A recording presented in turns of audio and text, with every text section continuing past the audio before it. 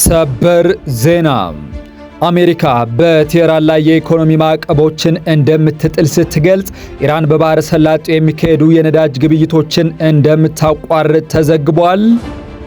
ዝርዝር ተይዞበታል። የኢራን ፕሬዚዳንት መስዑድ ፔዜሽኪያን ቴህራን ከአቋሟ ሸብረክ አትልም በማለት ጦርነትም ሰላምም የሌለበት ሁኔታ እንዲያበቃ ጥሪ አቅርበዋል። በትንታኔ የምነግራችሁ ይሆናል። የፓኪስታኑ ጦር አዛዥ አሲም ሙኒር ሰኞ ዕለት ወደ ቴህራን ከማምራታቸው በፊት ከአሜሪካው ፕሬዚደንት ጋር መነጋገራቸው ሶስት የሮይተርስ ምንጮች ተናገሩ። የጦር አዛዡ ከትራምፕ ጋር የተነጋገሩት አሜሪካ ጠንካራ የምጣኔ ሀብት ማዕቀብ ቴህራን ላይ ለመጣል እየተዘጋጀች ባለችበት ወቅት ነው ተብሏል። ሰፋ ያለ ጥንቅር ተይዞበታል። ጤና ይስጥልኝ የተወደዳችሁና የተከበራችሁ የቻናሌ ቤተሰቦች፣ እስከ መጨረሻው ድረስ አብራችሁኝ ስትቆዩ እነዚህንና ሌሎችንም ሰበር መረጃዎች በትንታኔ የምትሰሙ ይሆናል። ቪዲዮ ላይክ፣ የዩቲዩብ ቻናሌን ሰብስክራይብ አድርጋችሁ እንድትጀምሩ የጋበዝኩ ወደ ዝርዝር ዜናዎች አልፋለሁ።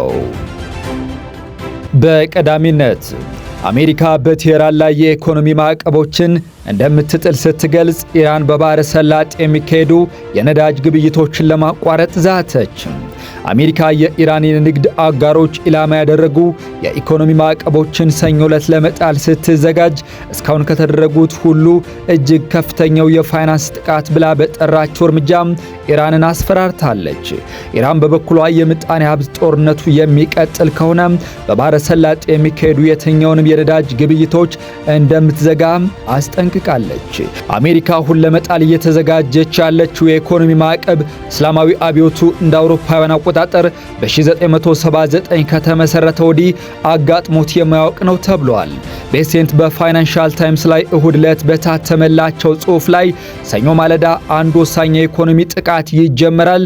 ይህም በአንድ ተቀናቃይ ላይ እስካሁን ከተሰነዘሩት ሁሉ እጅግ የከፋው የፋይናንስ ጥቃት ነው ብለዋል። አሜሪካና ኢራን ለሳምንታት የተኩስ ልውውጥ ያላደረጉ ቢሆንም ለ6 ወር የዘለቀውን ጦርነት የሚያስቆም ተጨባጭ የሆነ ንግግር አላደረጉም። እሁድ ዕለት የኢራን የደህንነት ኃላፊ አዲሱን የአሜሪካ የኢኮኖሚ ማዕቀብ የሚደግፉ 4 ሀገራት በእስላማዊ ሪፐብሊክ ኢራን ላይ ጦርነት እንዳወጁ እንቆጥረዋለን ሲሉ ዝተዋል። መውሰን ረዛኢ በኤክስ ገጻቸው ላይ ባስተላለፉት መልእክት ትራምፕ እርምጃ መውሰድ ከፈለጉ ተመጣጣኝ ምላሽ እንሰጣለን ሲሉ ዝተዋል። ኢራን በፐርሺያ ባህረ ሰላጤ የሚንቀሳቀሱ ነዳጅ ጫኝ መርከቦችን ኢላማ እንደምታደርግም ዝተዋል። ቤሴንት በፋይናንሻል ታይምስ ላይ በወጣው ጽሑፋቸው ላይ ዝርዝር እርምጃዎችን ሳይሰጡ የኢራን ኢኮኖሚና የፋይናንስ ስርዓት ላይ በመሳተፍ የሚያባብሉ ያሏቸውን ፈሪ አገራትን አሜሪካ ኢላማ እንደምታደርጋቸው አስታውቀዋል። ይህን ማስቀጠል የሚያስከትለውን ውጤት ቢያጤኑት መልካም ይሆናል ሲሉም በፋይናንሻል ታይምስ ላይ ጽፈዋል። ኢራን በበኩሏም ከአሜሪካ ሊሰነዘርባት ለሚችል የኢኮኖሚ ማዕቀብ ያጸፋ ምላሽ እንደምትሰጥ ዝታለች። የኢራን ከፍተኛ ብሔራዊ ደህንነት ምክር ቤት ዋና ጸሐፊ መውሰን ረዛኢ እሁድ ዕለት በማህበራዊ ሚዲያ ገጻቸው ላይ የኢኮኖሚ ጦርነቱ የሚቀጥል ከሆነ በሆርሙዝም ሆነ በፋርስ ባህረ ሰላጤ ውስጥ ከየትኛውም ስፍራ አንድም የነዳጅ ጠብታ ወደ ውጭ አይላክም ብለዋል። ኢራን የትኛውም ሀገር በአሜሪካና በኢራን መካከል በሚደረገው የኢኮኖሚ ጦርነት ውስጥ ቢሳተፍ ወይም ድጋፍ ቢሰጥ ድርጊቱን እንደ ጦርነት ተግባር ትቆጥረዋለች ሲሉም አክለዋል። ቤሰንት ከዚህ ቀደም ከፍተኛ የነዳጅ ምርት ከኢራን የምትገዛውን ቻይና ከአሜሪካ ጋር እንድትተባበር አሳስበው ነበር። በዋሽንግተን የሚገኘው የቻይና ኤምባሲ ቃል አቀባይ በበኩላቸው አሜሪካ በኢራን ጉዳይ ዲፕሎማሲያዊ አካሄድ እንድትከተል ጥሪ በማቅረብ ማዕቀቦችና ጫናዎች ችግሩን ለመፍታት አይረዱም ብለዋል። ከዚሁ ጋር በተያያዘ ኢራን የሆርሙዝ ወሽመጥን ሕግ የሚጥሱ መርከቦችን እይዛለሁ ስትል አስጠነቀቀች። የአሜሪካን የኢኮኖሚ ጫና ተከትሎ የኢራን እስላማዊ አብዮታዊ ጋርድ ወይም ኃይል እና የባህር ኃይል አስቸኳይ ማስጠንቀቂያ አውጥተዋል። ቴህራን ባወጣችው መግለጫ በዓለም አቀፉ የነዳጅ ማጓጓዣ መስመር በሆነው የሆርሙዝ ሰርጥ የሚያልፉ ማንኛቸውም የንግድና የዕቃ መርከቦች የኢራንን የትራንዚት ሕግጋት ካልጠበቁ በቁጥጥር ስር እንደምታውላቸው አስታውቃለች። በዓለም ላይ ከሚጓጓዘው የነዳጅ ምርት ውስጥ 5ኛ እጅ የሚሆነው የሚያልፍበት ይህ ጠባብ የባህር መስመር በመዘጋቱ ወይም ስጋት በመደቀኑ ምክንያት ለዓለም አቀፍ የነዳጅ ዋጋ በአስደናቂ ሁኔታ ሊንር እንደሚችል የዘርፉ ተንታኞች ስጋታቸውን እየገለጹ ይገኛሉ። የኢራን ፕሬዚደንት ቴህራን ከአቋሟ ሸብረክ አትልም በማለት ጦርነትም ሰላምም የሌለበት ሁኔታ እንዲያበቃ ጥሪ አቅርበዋል። የኢራን ፕሬዚደንት መስዑድ ፔዜሽኪያን ቅዳሜ ዕለት ቴህራን ምንም አይነት ስምምነት የማድረግ ፍላጎት እንደሌላት ገልጸው ጦርነትም ሆነ ሰላም ከሌለበት ሁኔታ መውጣት እንደሚያስፈልግ መናገራቸውን የሀገሪቱ የዜና ተቋም ኢርና ዘግበዋል። ፔዜሽኪያን የኢራን ባለስልጣናት ከዚህ ሁኔታ እንዴት መውጣት እንደሚቻልና የኢራንን መርሆችና ሴቶች በሚጠብቅ እንዲሁም ተቋሚ ወገኖች ሌላ ጥቃት ለመፈጸም እንዳያስቡ በሚያደርግ መልኩ እንዴት ስምምነት ላይ መድረስ እንደሚቻል በየቀኑ ማለት በሚቻል መልኩ ሲወያዩ ቆይተዋል ብለዋል። ጦርነት ምንም አይነት መፍትሄ እንደማያመጣ የገለጹት ፕሬዚደንቱ በተመሳሳይ ውጊያው ዳግም ሊያገረሽ ይችላል የሚለው ላይ ለረጅም ጊዜ እርግጠኛ ሳይሆኑ መቆየት በሀገሪቱ ኢኮኖሚ ላይ ጫና እያሳደረ መሆኑን ተናግረዋል። ፔዜሽኪያን ግጭቱ ሊያገረሽ ይችላል የሚል ስጋት እስካለ ድረስ ኢንቨስትመንትን ለመሳብ አስቸጋሪ እንደሚሆን አስጠንቅቀው የሀገሪቱን ጥንካሬ በመጠበቅ ሁኔታውን በምክንያታዊነት መፍታት እንደሚያስፈልግ አጽንኦት ሰጥተዋል። ፕሬዚደንቱ ከዩናይትድ ስቴትስ ጋር በቅርቡ የተደረገውን የመግባቢያ ሰነድ በመደገፍ ሰነዱ እጅ መስጠትን የሚያመላክት ወይም ቴህራን ስምምነት ላይ እንድትደርስ የሚያስገድድ አንቀጽ እንደሌለው ገልጸዋል። ኢራንና አሜሪካ በሰኔ ወር በፓኪስታንና ኳታር አደራዳሪነት በየካቲት ወር የተጀመረውን ጦርነት የሚያስቆምና ወደ መጨረሻው ስምምነት ላይ ለመድረስ ወደሚያስችል ድርድር ይመራል የተባለ የመግባቢያ ሰነድ ተፈራርመው ነበር። የመግባቢያ ስምምነቱ አተገባበር ላይ መግባባት ባለመደረሱ እንዲሁም በሆርሙዝ ወሽመጥ በኩል መርከቦች እንዲያልፉ ማድረግ ባለመቻሉ ንግግሮች ሳይካሄዱ ቀርተዋል። በሳውዲ አረቢያ ያምቦ ወደብ አቅራቢያ በነዳጅ ጫኝ መርከብ ላይ ጥቃት መፈጸሙ ተገለጸ።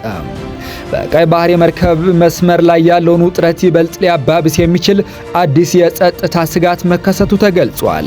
በሳውዲ አረቢያ ዋና የነዳጅ ማጠቃለያና የወደብ ከተማ በሆነችው ያምቦ አቅራቢያ በሚገኘው የባህር ክልል ውስጥ የሚንቀሳቀስ አንድ የነዳጅ ጫኝ መርከብ ጥቃት እንደደረሰበት ተነግሯል። ጥቃቱ የተፈጸመው በቀይ ባህር በኩል የሚያልፉ የንግድና የነዳጅ መርከቦች ለተለያዩ ድንገተኛ አደጋዎችና ጥቃቶች በሚጋለጡበት ወቅት ሲሆን ድርጊቱ በዓለም አቀፉ የነዳጅ ገበያና በባህር ትራንስፖርት ደህንነት ላይ ተጨማሪ ስጋትን ደቅኗል።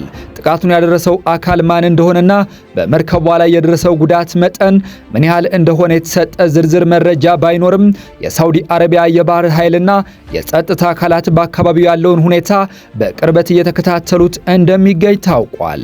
ያምቡ በሳውዲ አረቢያ ምዕራባዊ ክፍል የሚገኝና በነዳጅ ኤክስፖርት ረገድ ከፍተኛ ድርሻ ያለው ወሳኝ ስትራቴጂካዊ ወደብ በመሆኑ በአካባቢው የሚፈጸሙ መሰል ጥቃቶች የዓለም አቀፍ የነዳጅ አቅርቦት ሰንሰለትን ሊያስተጓጉሉ እንደሚችሉ የዘርፉ ባለሙያዎች ስጋታቸውን በመግለጽ ላይ ይገኛሉ። የፓኪስታን ጦር አዛዥ ወደ ቴህራን ከማምራታቸው በፊት ከዶናልድ ትራምፕ ጋር ተነጋገሩ። የፓኪስታን ጦር አዛዥ አሲም ሙኒር ሰኞ ዕለት ወደ ቴህራን ከማምራታቸው በፊት ከአሜሪካው ፕሬዚደንት ዶናልድ ትራምፕ ጋር መነጋገራቸውን ሶስት የሮይተርስ ምንጮች ተናግረዋል። የጦር አዛዡ ከትራምፕ ጋር የተነጋገሩት አሜሪካ ጠንካራ የምጣኔ ሀብት ማዕቀብ ቴህራን ላይ ለመጣል እየተዘጋጀችበት ባለችበት ወቅት ነው። ዋይት ሃውስ በጉዳዩ ላይ ማብራሪያ ተጠይቆ ወዲያውኑ ምላሽ ሳይሰጥ ቀርቷል። ሙኒርና ትራምፕ በምን ጉዳዮች ላይ እንደተወያዩም ግልጽ አይደለም። ፓኪስታንና ኳታር ቴህራንና ዋሽንግተንን በማደራደር ረገድ ወሳኝ ሚና ተጫውተዋል። በተያያዘ ዜና የኢራን የውጭ ጉዳይ ሚኒስቴር ቃል አቀባይ እስማኤል ባጋይ ማክሰኞ ዕለት የኦማን የውጭ ጉዳይ ሚኒስትር ባድር ቡሳይዲ ወደ ቴህራን እንደሚመጡ ተናግረዋል። ባጋይ ጨምረውም ሚኒስትሩ በቆይታቸው ከኢራን የውጭ ጉዳይ ሚኒስትር አባስ አራግቺ ጋር ተገናኝተው እንደሚወያዩ ገልጸዋል። ቃል አቀባዩ የኦማን የውጭ ጉዳይ ሚኒስትር ጉብኝት በሁለትዮሽ ጉዳይና በቀጠናዊ ጉዳዮች ላይ እንደሚያተኩር ከመናገር ውጪ ዝርዝር መረጃ ከመስጠት ተቆጥበዋል። አክለውም ሁለቱ ሀገራት የሆርሙዝ ወሽመጥን በሚመለከት የሚያደርጉት ውይይት የቀጠናውን ሰላምና ደህንነት ያጠናክራል ብለዋል። ቃል አቀባዩ የኦማን ውጭ ጉዳይ ሚኒስትር ጉብኝት ከፓኪስታኑ ጦር አዛዥ ጉብኝት ጋር ምንም የሚያያይዛቸው ነገር እንደሌለ ተናግረዋል። በሶማሊያ ባህር ዳርቻ ላይ በተፈጸመ የድሮን ጥቃት 9 ሰዎች መገደላቸውን ባለስልጣናት ተናገሩ። በሶማሊያ የባህር ዳርቻ ታግቶ የቆመ ነዳጅ ጫኝ መርከብን ኢላማ ያደረገ የድሮን ጥቃት 9 ሰዎች መግደሉን የፑንትላንድ ባለስልጣናት ተናግረዋል። የፑንትላንድ ባለስልጣናት ጥቃቱ የተፈጸመው በሶማሊያ ኑጋል ክልል ጎዶብ ጅራን የባህር ዳርቻ አቅራቢያ መሆኑን ተናግረዋል። የአካባቢው ነዋሪዎች ለቢቢሲ እንደተናገሩት መርከቧ ኤምቪ ሉቱፍ የምትባል ሲሆን ከቀናት በፊት በባህር ላይ ወንበዴዎች ታግታ ወደ አካባቢው መምጣቷን ተናግረዋል። የካሜሮንን ሰንደቅ ዓላማ የምታውለበለበው ይህች መርከብ መዳረሻዋ ቱርክ ነበር ተብሏል። ቢቢሲ የመርከቧን መዳረሻም ሆነ ሌሎች ተያያዥ መረጃዎችን ከገለልተኛ ወገን ማጣራት አልቻለም። መርከቧ ከዚህ ቀደም ጋርማል የሚባል አካባቢ ቆማ የነበረ ሲሆን በአካባቢው በተፈጸመ የድሮን ጥቃት 4 ሰዎች ሞተዋል። የድሮን ድብደባውን ማን እንደፈጸመው በይፋ የተገለጸ ነገር የለም። የሶማሊያ መንግስትም ጥቃቱን አላወገዘም። የፑንትላንድ ባለስልጣናት ከዚህ ቀደም የተፈጸመውን ጥቃት አውግዘው የተገደሉት የባህር ላይ ወንበዴዎች አይደሉም ብለው ነበር። የአካባቢው ባለስልጣናት የድሮን ጥቃቱን የፈጸመችው ቱርክ ልትሆን ትችላለች ቢሉም የቱርክ ባለስልጣናት ግን ለቢቢሲ ምንም መረጃው እንደሌላቸው ተናግረዋል። የተወደዳችሁ የዩቲዩብ ቻናሌ ቤተሰቦች ለዕለቱ ያስኳቸው ዓለም አቀፋዊ አጫጭር የጂኦፖለቲካዊ ሰበር መረጃዎችን በዚሁ አጠናቀቅኩ።